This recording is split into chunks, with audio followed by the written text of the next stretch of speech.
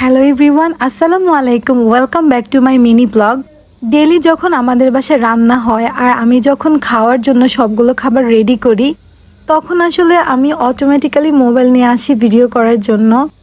কখনো কখনো যদি ব্যস্ততার জন্য ব্লগের জন্য শ্যুট না করতে পারে, তখন মনটা বেশ খারাপ হয়। এনিওয়েজ, তো আজকে আমাদের বাসায় মুরগির মাংস রান্না করা হচ্ছে।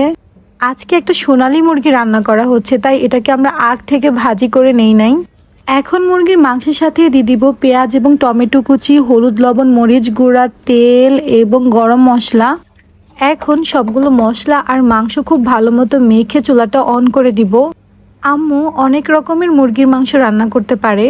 কখনো কখনো আম্মুকে দেখেছি সবগুলো মশলা আগে ভালো মতো কষিয়ে দেন মাংস দেয়।